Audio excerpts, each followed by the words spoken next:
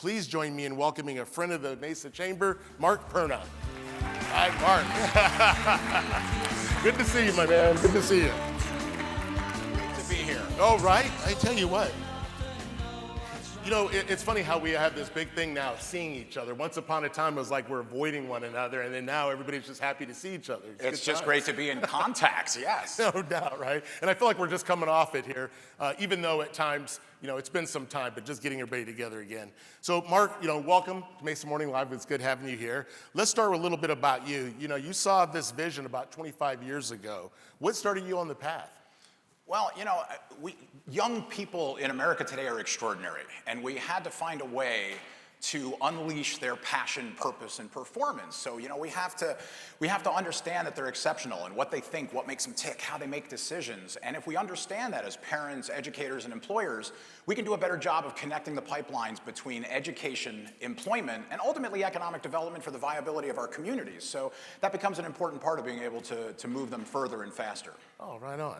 Okay, so you've taken a different approach to how you view Generation Z, right? We always hear this stories like, oh, this generation this generation that. Matter of fact, it reminds me, I once read somewhere about a veteran talking about these young troops going off to Normandy saying, yeah, these young troops, they're just young, they're lazy, they don't know what they're doing. And this is a World War I veteran talking about troops going off to war in World War II. So, you know, it's kind of a different perspective, right? So with that, how do you view that group, and how do you see, like, how's that changed your perspective, or maybe kept your perspective what it is? Well, Forrest, I mean, you said the magic word, right? When I speak to audiences across North America, I always ask, you know, what are the two negative terms you always hear when, you know, we're talking about young people? And lazy is always the first one, entitled is usually the second one. Mm-hmm. And I tell audiences all over, I have a very different view. I think they're the most extraordinary generations to come down the pike, right? Don't believe it for a minute. I mean, I think they're extraordinary. I think they're intelligent, they're resourceful. I think they're like pit bull generations. When they see a want to in their life, they'll move heaven and earth to get to that want to. Our challenge, though, as parents, educators, and employers is getting them to want something. You know, yeah, that's the battlefield of the future, right? So, you know, and I say this all the time, is if you look at a young person in your sphere of influence, either as a parent, educator, and employer, and your mindset goes to, man, they're wasting their time, right? We all think that, right? We all look at someone and we say, man, they're wasting their time. I'm here to tell you, I don't think Generation Z, of course, anytime you talk about a generation of people, it's a huge bell curve, right? I'm talking about everybody in the middle, but there's always outliers to this. And if you're looking at them and you're thinking, man, they're wasting their time, I'm like, no, they're not. At any given time in their life, they're doing exactly what they want to do, exactly the way they want to do it, and they may not be doing what you want them to do, but they're doing what they want to do. That's not wasting your time. So the delta between what they're doing and what you want them to do, right? The delta between that is the compelling reason to do what you want them to do. If you haven't given them a compelling reason, they're not doing what you want them to do. And so they have to understand the reason why this is important. There has to be relevance. There has to be purpose. How does this help them achieve whatever it is they're trying to achieve? Yeah, I can tell you that's interesting because in our line of work in the fire department, emergency services, we find ourselves also looking at the same audience, right? And having to talk about more about what the mission is and what you're going to get out of it as opposed to pay and things like that. There's more of this intrinsic type of approach to it, right? Well, I talk about education with purpose all over the country, and education with purpose simply means that the learner understands what the purpose in education is. If they don't understand what the purpose is, there's no purpose. Right. And we nowadays don't systemically around education connect enough on the daily basis, right? Day in and day out at the tactical level, right? Where the work is getting done. We don't connect the day's purpose to what's going to mean something to them. And so if we can do that and help them build what I call a competitive advantage in their life. See, when I speak to educational organizations across North America, you know, I'm shifting all of them away from being in the education business. We can't afford to be in the education business anymore. We have to be in the competitive advantage business. We have to help young people realize that they can build a personal competitive advantage in their life, and it includes three things. Right? The first of these things is academic knowledge, right? That robust academic knowledge that's critically important. And there was a time in America, Forrest, where you could have just robust academic knowledge. In fact, the more robust academic knowledge you had, the more what you would make? Money, right? Yeah, it was like, some of us were a little bit older. Remember the stair steps? If you had this much education, you made this much you made this much you made this. Here's where the world's changed. That's no longer necessarily true. It's not necessarily untrue, it's just not necessarily true either. You now have to have two critical things to add to it. The first is technical competencies. Those are the things you can do with your hands and in your head, right? So whether you want to be a surgeon or an accountant, whether you want to be a programmer or a chef, whether you want to be in auto technology or biotechnology, you have to have the technical ability to do it. For instance, I may have all the academic knowledge to become a surgeon, but I don't have the ability to cut somebody open. That's a problem, right? So you have to be able to build these in concert with each other. And then the third, and probably the most important, you deal with this all the time, right? Employers deal with this all the time, is what I call professional skills, right? Things like work ethic, punctuality, leadership, communication, work-life balance, stress management, critical thinking, problem solving, emotional intelligence. All of these and more are what I call professional skills. And I changed the term a long time ago. Most people call it soft skills. I think that term makes it sound like they're unimportant when I think they're the darn near most important things we can give our kids and ourselves. So that is critical that they build all three of these things to build a competitive advantage. But that becomes the common ground to move young people forward because they'll want to build a competitive advantage if they understand how it plays in their life. That's right. Now, you make reference to Gen Z as the benchmark generation. What do you mean by that? Well, you know, I'm a generational education, workforce development, economic development expert, but you know, as a generational expert, I used to walk into organizations all the time and I used to say, you know, all right, here's what boomers think, and here's what Xers think, and here's what, you know, Gen Y millennials think, and now here's what Gen Z and soon, you know, Gen Alpha thinks. I don't do that anymore. What? Yeah, Gen Alpha. Okay. That's the new Is group. everybody aware of Gen Alpha? Yeah, Gen Alpha.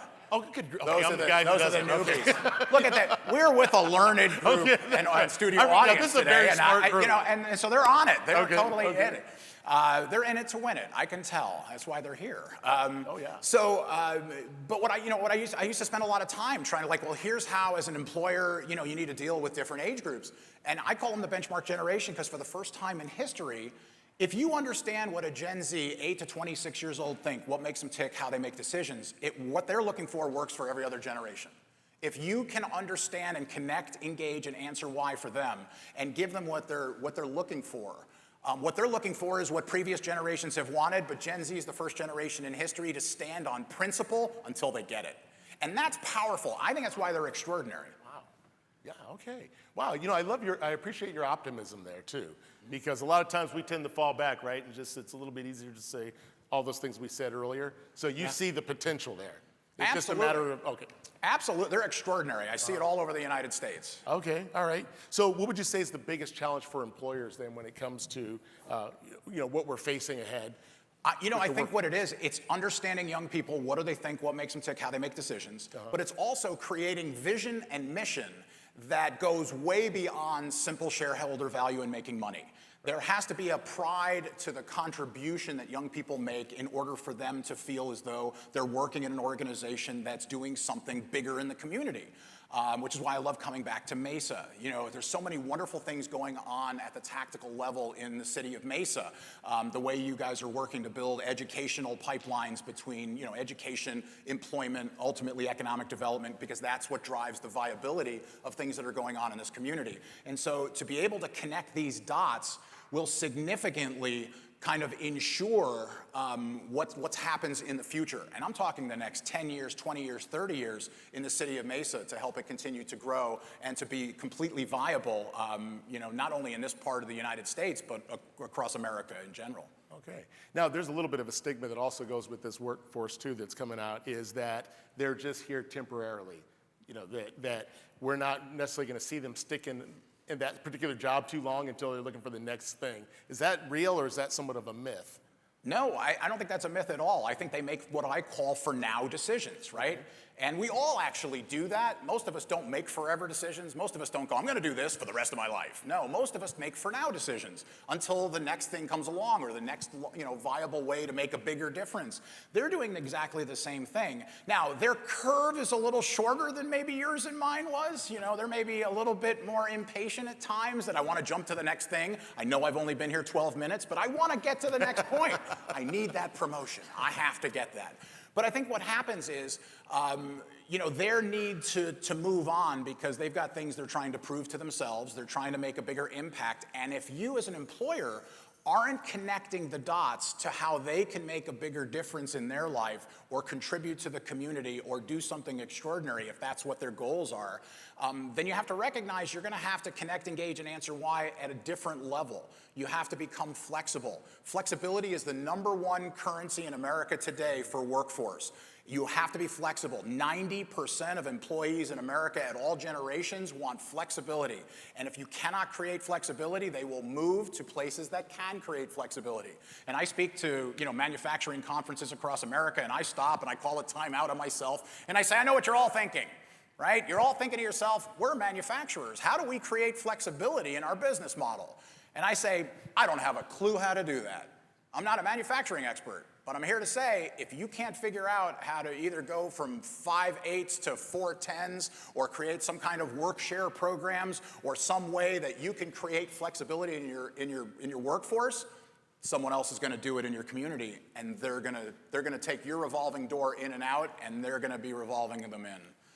And so you just have to understand the way the dynamics are playing today. It's an extraordinary landscape, but I think this is one of the most critical times in America today, but I think it's one of the coolest times in America today.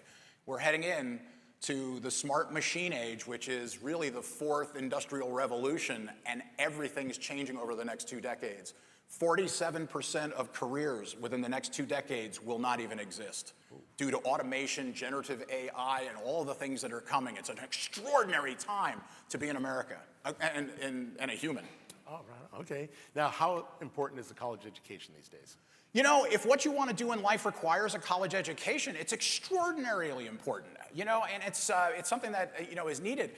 But I think what we've done in America is we have not connected enough purpose and relevance to the journey to college. And I think we need to either do more of it because, it's something that I love to talk about. I don't advocate for any one kind of education. I advocate for everything. I think everything has to be on the table for young people. At 4-year university, masters, PhDs, MDs, JDs. I think 2-year community and technical colleges are doing extraordinary work as well. Certifications, licensures, apprenticeship, the military, entrepreneurship. We need to have it all on the table because here's what's happening. 2/3 of high school kids in America today don't see purpose in going to college. Okay. And that's an extraordinary, historically high number. We're in 3 years of solid enrollment decreases because they're just not seeing how it connects in their life. Because I think what's shifted is that we think young people at 18 years old graduating ought to be going off to college. But if they don't know what they're doing there, they're going to have challenges and they can become a statistic.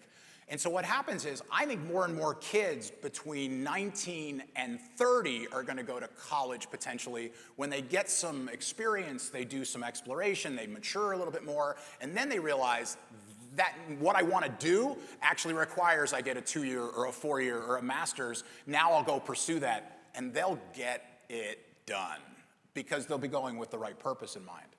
Oh, okay, all right. Well, so I got to tell you, is this resonating with everybody? Right? Yeah, I think we all could relate, no matter what type of industry you're in, too. So now I understand you also started a national movement, and that movement includes education with purpose and employment with passion. Tell us a little bit about that. It became necessary to recognize that education with purpose from the learner's perspective. Why would I learn this? Why is this important? We all have young people ask us that all the time. You have training. I mean, the fire department does training, ongoing training, right? Lifelong learners. We say all the time, don't we, as parents, educators, employers, gosh, I wish kids were lifelong learners. Truth of the matter is, Gen Z is completely lifelong learning. They want lifelong learning like round the clock. They want learning and development. It's also a tremendous piece of, as an employer, what you do, because they want life skills, customized guidance. They want to know what they can do. How do they improve their skills? All of the different kinds of things that are necessary. So they are lifelong learners for relevant, purposeful learning. If it's not relevant and purposeful, again, they don't want a piece of it. So education with purpose, employment with passion, means that if we can start at younger ages and we can start helping them build a personal competitive advantage, but that they also know what they can do with it at all levels of education and experience, that allows us to connect the pipelines between education to employment. That helps cities like Mesa thrive with workforce in the future because, as we're going out as communities across America, large, medium, small communities, we're trying to connect the dots. We're trying to attract, industries and businesses and opportunities to our region. To do that, you have to have a workforce that's ready to rock and roll. And so to do that, that becomes, part of connecting the dots and the pipelines. We can't just talk about it. We are at a point in America today where we have to do something about it. Right. Now, let me ask you this. Does that transcend cultural differences when we look at that generation? Is there something you see as far as that would be different for different communities, or is this something that we can say pretty much falls, and I get that you can't say everything is always or all those absolutes, but would you say that you can have that same message for the different demographics within our community? Absolutely, yes. It crosses cultural bounds. Being able to build a personal competitive advantage. I say this all the time, is that when you look at a young person today, we tend, like when I speak to young people, and I get an opportunity to speak to high school kids and middle school kids, I give them a speech called "Building Your Dream" by building and crafting a personal competitive advantage. And my first 45 seconds goes like this. I'm not here to entertain you today, though some things may be entertaining. I'm not here to inspire you, though some things might be inspiring. I'm here to take you backstage behind the curtain to where the world has truly changed. And how you're going to be able to build a personal competitive advantage to achieve whatever lifestyle goals you want down the line, right? No matter how grand, modest, or laid back you view your life one day, you're going to need to build a personal competitive advantage to get there. And I want to point out, I said no matter how grand, modest, or laid back. We tend to talk to young people in America as if they all should or could have grand plans. Most of Gen Z actually wants modest and laid back. Every decision they make is based on how it affects their lifestyle. Okay. Career has become a lifestyle decision. So if you understand the power of lifestyle and how you can connect, engage, and answer why on that field, you'll realize that there is an entire spectrum of lifestyles, right? No matter how grand, modest, or laid back, right? So they all fit here. There are those on this end of the spectrum that want millions of dollars and live life like a Kardashian. There are those on this end of the spectrum that just want 2 hot meals a day, and then, of course, everything in between. And once you realize right, where they sit on this spectrum, you can then have a relevant conversation about career and how it connects to where they want to go based on their own unique interests, talents, and abilities.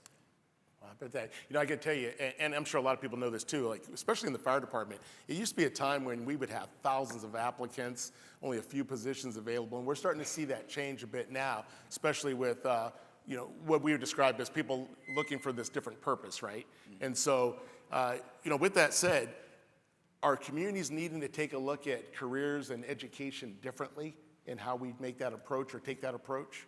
Yes, all levels of education experience have to be on the table, everything.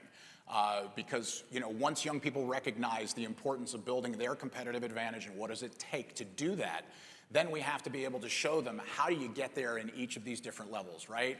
What kinds of careers and occupations are through 4-year universities, again, masters, PhDs, et cetera, and what kinds of things can you do right away? How can you get out into the workforce? When I speak to young people, I tell them not to go find their passion.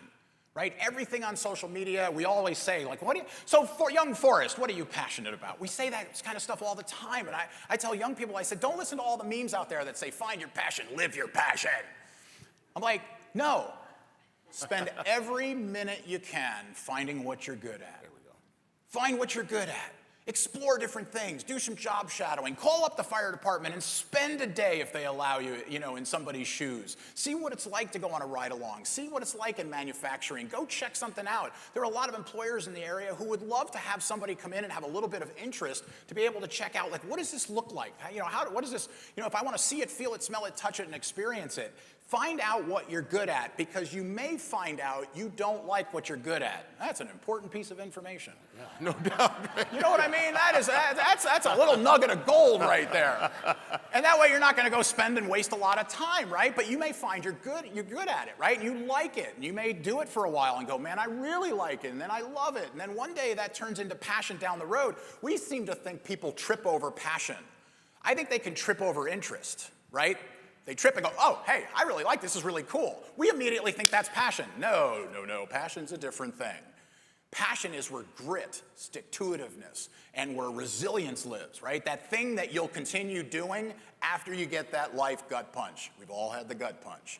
right? Some of us have had multiple gut punches, and you keep moving forward. That's passion, right? Or fear, one of the two. You can go that way. You can go that way too. Yeah. I've had both circumstances in my life, so I've had an opportunity. Sometimes in one day, right? Sometimes the same day, Okay. or the same event. Right.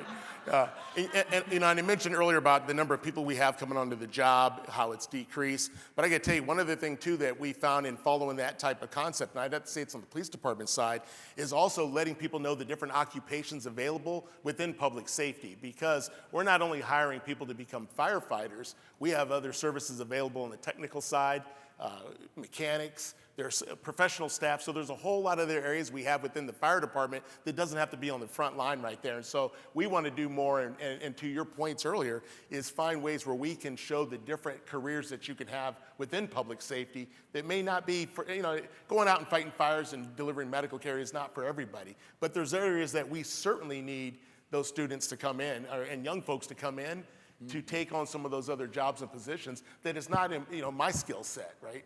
Well, in public safety would be very similar to healthcare and to a lot of different fields. Right. People think healthcare, doctor, nurse. Like, no, I mean, there's doctors, there's nurses, there's, technical staff, there's classified staff, there's purchasing, there's, accounts payable, accounts receivable. I mean, there's extraordinary amounts of opportunities at every organization that have nothing to do necessarily, directly tied to what the product or service is. It has to do with how do you move that business forward? How do you achieve the goals that, the organization is trying to get to? How do you do something, bigger than yourself? And it's like, and we don't spend enough time talking about how they can move within an organization to do something truly extraordinary.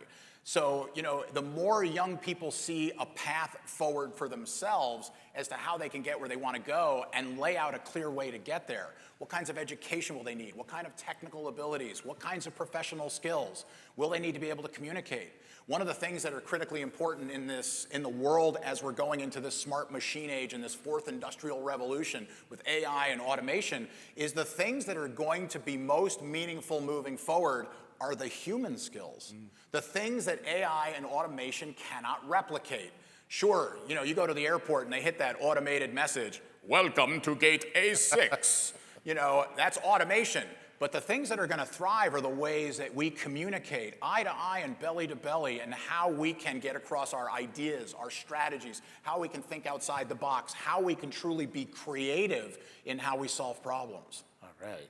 I tell you, this is like a small dosage right here, folks, but I understand you're doing a full presentation here in Mesa. Tell us about that. I am. I'm so excited. Right. Okay. I've been invited back by Economic Development as well as the Chamber to be here June 20th from 4 to 5:30 at the Convention Center. I'm pumped about this.